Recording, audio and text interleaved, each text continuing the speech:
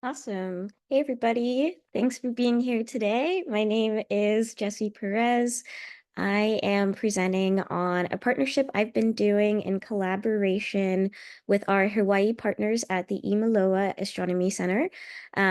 We are working on a series of video products and multimedia products to sort of create a bridge between Western understanding of the universe with indigenous understanding of the universe and sort of putting them and framing them in equal footing as they should be, and to tell the unique unifying story of how we understand the cosmic origins of where we come from. I have a Prezi presentation as well. So I'm gonna see if I can present that here. Okay.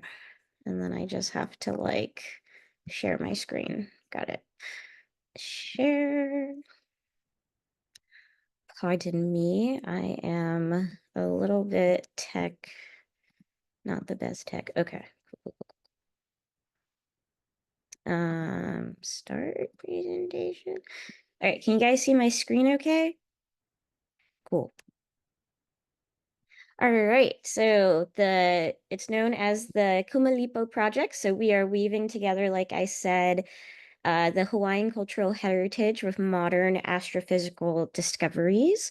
Um, I'm going to do a little bit of a brief on what the Kumulipo is. I'm going to talk about a bit of the Hawaiian understanding of the Kumulipo. I'll touch on some science stuff, and then I'll talk about the partnership at the end. So the overview of this, like I said, it's the bridge between Hawaiian traditions with contemporary astrophysics, so fostering that cultural exchange and knowledge dissemination. So collaboration for cultural fusion. So this collaboration is between myself, within the Office of Public Outreach at the Space Telescope Science Institute, and Hawaiian cultural practitioners who are at the Imiloa Astronomy Center, but they're also at the Keck Observatory, as well as multimedia experts in the field throughout Hawaii. So this is fueling that exchange of knowledge and perspectives. So enriching both fields through that shared insights. So educational and inspirational goals, the Kumulipo video seeks to create an educational experience that inspires and educates viewers on the harmonious blend of Hawaiian cultural wisdom and modern cosmological discoveries. So how can we blend the two to tell a unifying story? And how can we make wider audiences be impacted and inspired by this content? So connecting the traditions and science. So we want to make sure that the narratives of the Kumulipo, specifically the chant of the Kumulipo, the first 11 lines of the chant, talking about the early creation of the universe, how it started, interweaves with astrophysical insights. So pulling from the Webb Space Telescope, who's taking imagery of space that has to do with the early universe of where we all began, we're able to put side by side imagery with the chant. And for sometimes the very first time, seeing the images that the Kumulipo has been chanted for a millennia beforehand now has visuals to this insight. So it's actually pretty incredible. And just a little bit of insight. We showcased a preview of the video, which I'll do at the end of this too, at a conference where I was working with the Hawaii partners, and everyone in the audience sort of gasped when the chant came up on the screen alongside web visualizations of the early universe. Just having the Hawaii chant embodied into that imagery for the first time, it was really inspiring to see, and it was really emotional too. I wasn't expecting to have the feels, but I sure did. So we really want to make sure that we highlighted that interconnectedness and the traditional wisdom alongside scientific exploration. And then, the cultural heritage, the Kumulipo creation chant holds deep significance in Hawaiian culture, connecting traditional knowledge, like I said, with that modern understanding. And the Kumulipo, if you're not familiar, this is a sacred creation chant, and it traces the genealogy of the Hawaiian people and the cosmos. So those first 11 lines that I talked about, that's the beginning of the cosmos, where we all began after the Big Bang. And then it goes all the way down to the very first peoples that walked on those lands.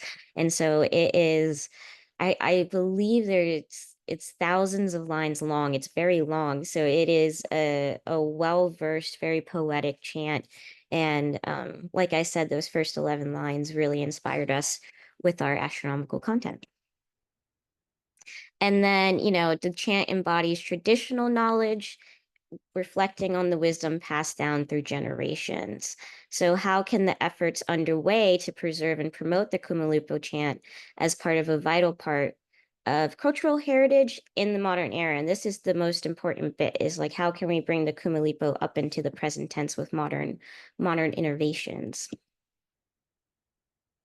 And so, unveiling the universe, I'm going to talk a little bit about the modern astrophysical discoveries that have revolutionized our understanding. So we're starting to look at the intricacies of cosmic evolution, the complexities of celestial phenomena through the Webb Space Telescope. And so through cosmic evolution, we're able to see the insights of the birth and evolution of the universe. And this has really shed light on the processes that have shaped galaxies and stars over billions of years. And this just reinforces again those first 11 lines of the chant that we were hoping to integrate here. And then, unraveling celestial phenomena. Like I said, the memorizing nebula, powerful supernovae, showcasing the dynamic nature of the universe, showing that the universe changes over time. And then highlighting breakthrough discoveries in astrophysics, emphasizing the pivotal role of scientific exploration, uncovering those fundamental truths that were showcased in the Kumulipo chant through real-time discoveries. And then connecting tradition and science. So bridging that gap between tradition and modern astrophysics reveals, and the interconnectedness of cultural heritage and scientific knowledge. So showcasing the harmonious relationship between ancient wisdom and contemporary discoveries. And then, going back to who we are, where we started, and where we come from, delving into the origins in the universe through scientific inquiry. So this illuminates the journey of that cosmic exploration. It highlights the process that gave rise to the cosmic landscape we observe today, and also what gave rise to what inspired the Kumulipo to be created in the first place. And then, like I said, going on bridging the intersections of Hawaiian heritage, cultural and scientific dialogue, placing them on the same equal footing within the different media that we create, also shows that the Kumulipo and cultural practitioners of Hawaii that are looking up and studying the cosmos has equal weight to astrophysics and what we're exploring through real time with Webb telescope and other space telescopes.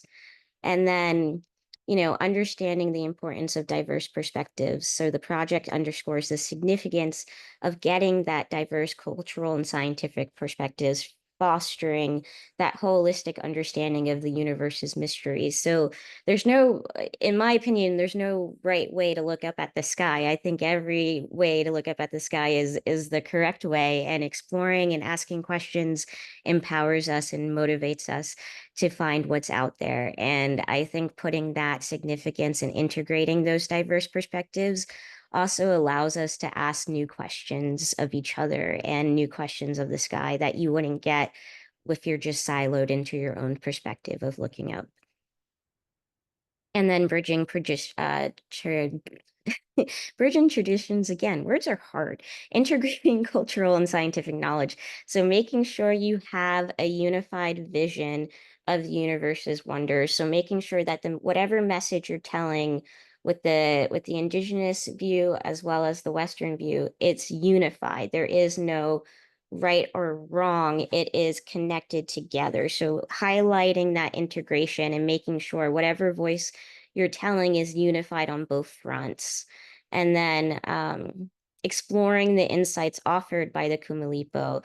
So we're delving into this connection between cultural narratives and scientific exploration. So again, highlighting the beauty of diverse perspectives. And then through that cultural exchange, we're able to go deeper of our own understanding of our collective knowledge of astrophysics. And then, honoring the heritage and vision. So making sure that we're embracing visionary astrophysical insights that exemplify the coexistence of tradition and innovation with our quest for cosmic understanding. So highlighting rich heritage of what the Kumulipo chant embodies and embracing that into our visions of astrophysical insights. And then, having that unity found in embracing all of those perspectives, weaving the ancient traditions with modern discoveries. And then the Kumulipo project serves as an inspiring model, we hope, for future generations. So promoting the symbiosis of cultural heritage, scientific explorations as a path to deeper cosmic insights and societal harmony.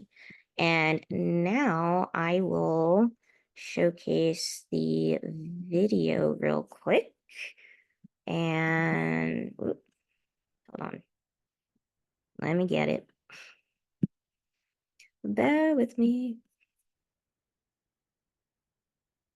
Okay. And I'll do like the first minute or so you guys can see. This isn't the final product. We're still tweaking on a few bits, so you guys are seeing a not published view yet, so some little preview, which is pretty cool. Erica, can you see that okay? Okay, cool.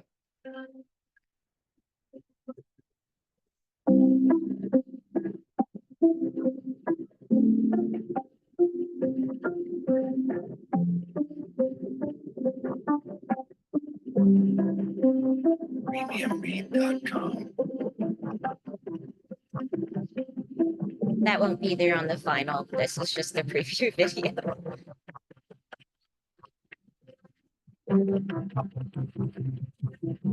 Premiumbeat.com.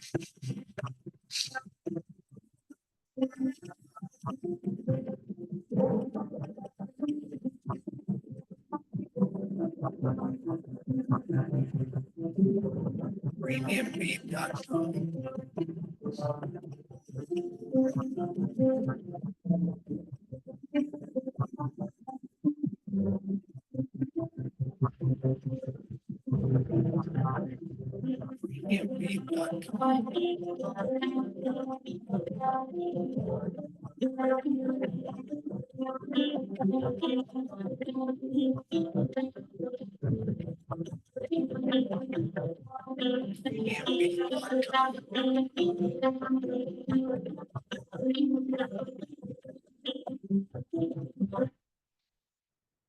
All right, so that's just a little preview.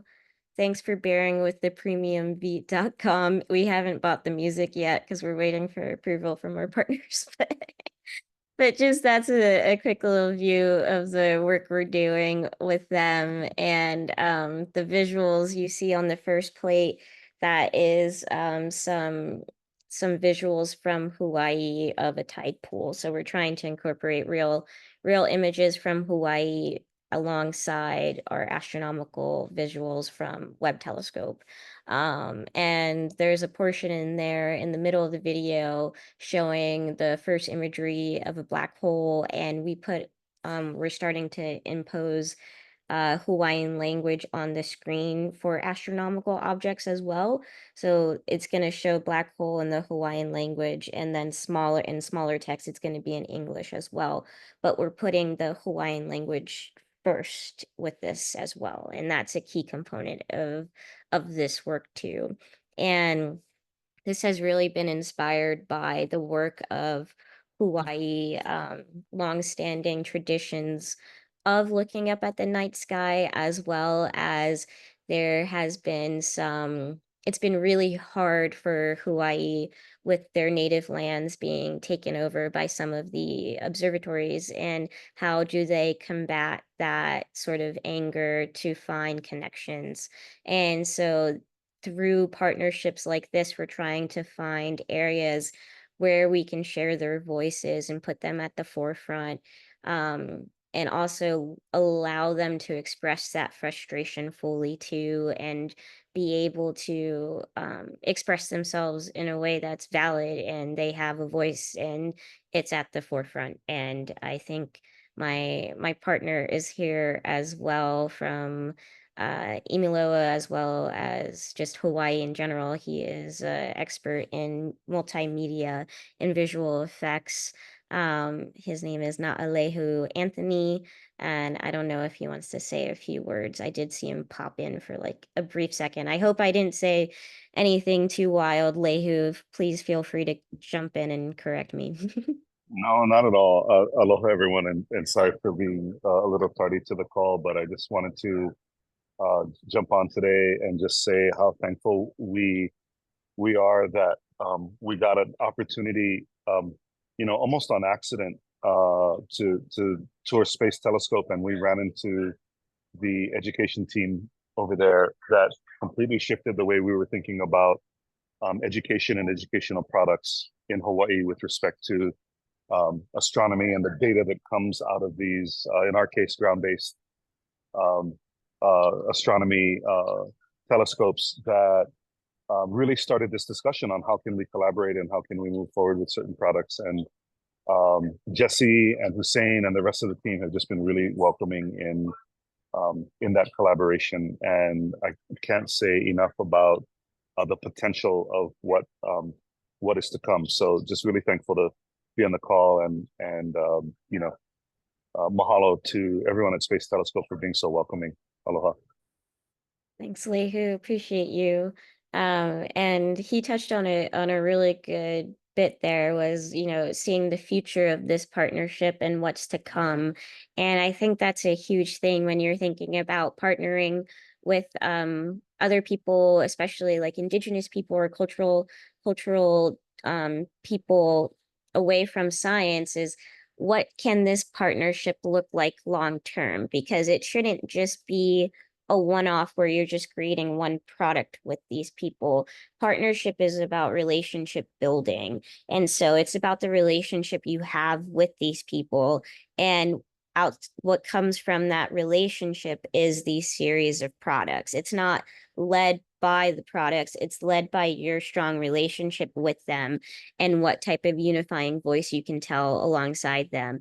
And anytime you're thinking of a partnership, you need to be thinking about multi-year. It's not just a couple of months. You need to be sure that you have something in place where you're thinking about the next 3 years, the next 5 years, and what that looks like for your product development, and also your relationship and how that partner relationship can evolve over multiple years.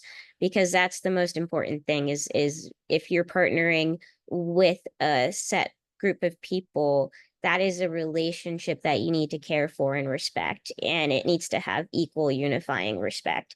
And a lot of these products take time as well, because you might think, oh, I'm going to create a 3-minute video. That should take what, like 3 months? No, it's not going to take 3 months, because you need to understand that the partnership needs to allow for things that you haven't even thought of. Like, for example, we want to get a chant recorded for a longer form version of this video, but it needs elder approval for who can say that chant.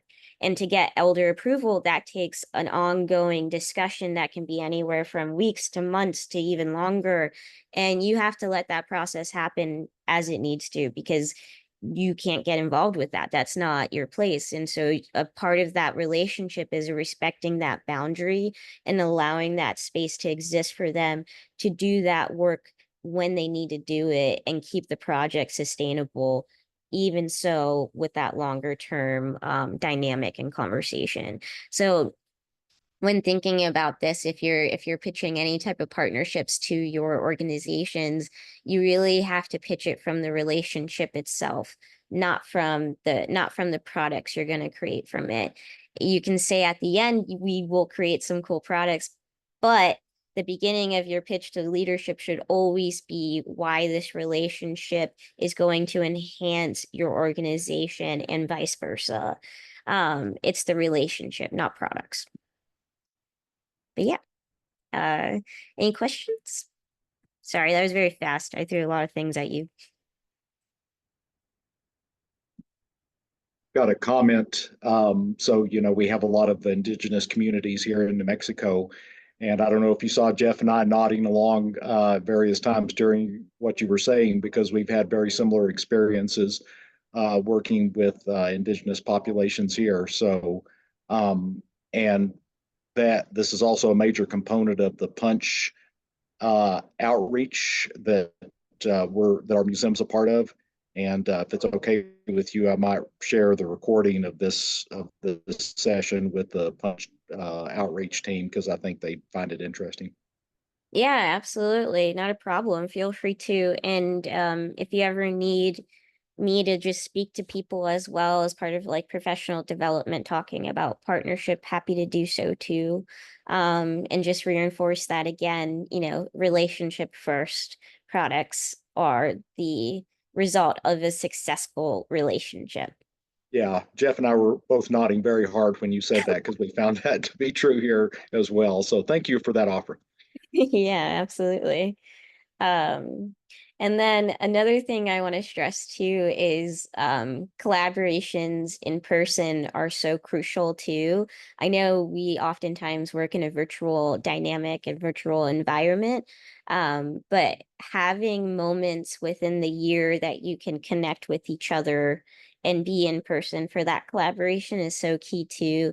Like Naalehu, who's on the call, he came to the Institute for a day. He had some meetings in DC and stopped by the Institute, but we were able to work in a meeting with the whole team and him, and just we built out the storyboard right there just in that meeting. And you get so much more crucial important work done when you can be face to face and sort of just work it out in real time, especially if you're dealing with a partnership that has like a time zone difference, which is what we're dealing with here with Hawaii.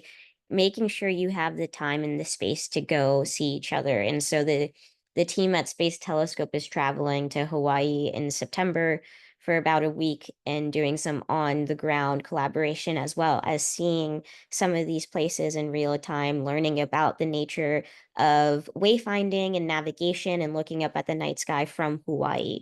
And I think that is hugely important to do, because if we're helping create these materials, we need to know firsthand what this stuff is and be there in person with these experts in the field and learning from them. Because that's another thing with astronomy, we sometimes just view the astronomers as the experts, right? Like they're the PhD and whatever else, they're the expert. And that's not I mean, yes, they're an expert, but they're not the only expert in the room. And so you need to understand a unifying front when you have cultural partnerships. They are the expert in their field of understanding and knowledge, just like the astronomer is, just like the science writer is, just like the graphic designer is. Every single person in that room is an expert in their understanding in their field, and they need equal weight at that table. And so having that equal weight available through that mutual respecticality is key.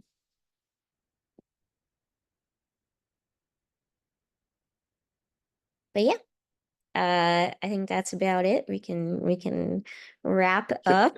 Can Yeah, I add something onto that?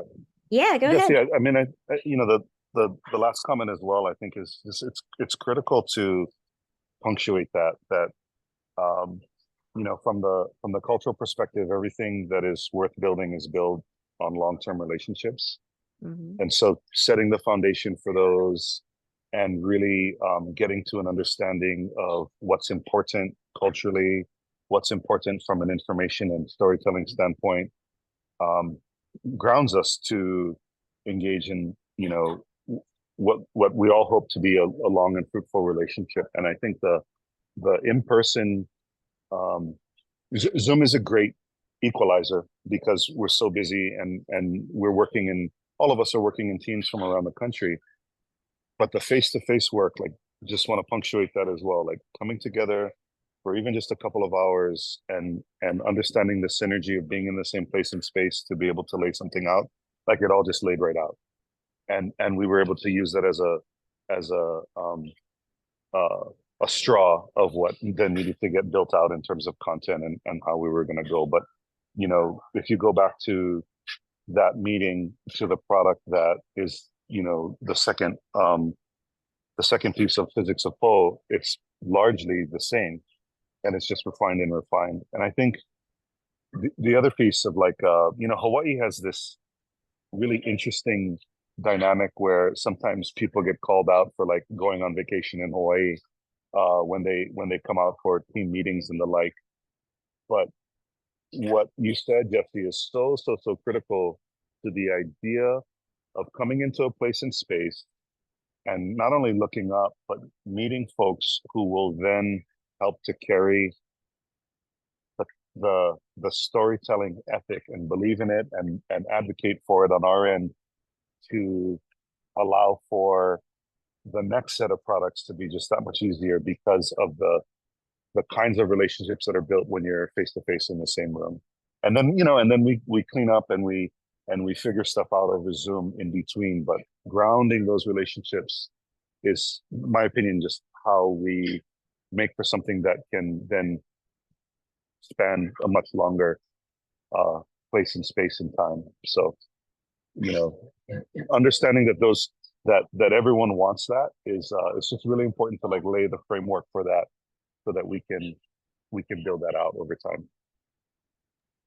And also, as the project progresses, reinforcing that again and again and again to whoever needs to hear it. Because you get a lot of leadership that wants that's very results driven, and you have to just politely remind them this is why we're doing this work, because of the relationship, and sometimes reinforcing that relationship needs to be nurtured and cared for in person as well as virtually is just as equal. And that takes time, and it all takes time. It takes way more time than you think. You need to add like more months than you think you're going to need, or maybe an extra year at the end, just in case. And then after you think the partnership in your mind has come to a close, I don't think that it does. Like in my mind, I think the partnership is just ever evolving. There's just a next step of the partnership. So there might be a series of products that you conclude with, but after that, that relationship's still there and the partnership is still there. And you should always have the understanding that whatever partnership you formulate or create with community members, it is for however long as that partnership goes. And, you know, as long as equally you both are getting something out of this partnership, that's ongoing. That's ongoing with like a ... forever, hopefully. So yeah. Thank you, Nalehu, for being here. I really appreciate it. I know it's a travel day for you, so thank you so much. And thank you for everyone being here today. And we will put this recording up on YouTube, and feel free to share it with whoever may need to hear it. Awesome. All right. Talk to you later. Mahalo. Bye. Thank you. Hello, everyone.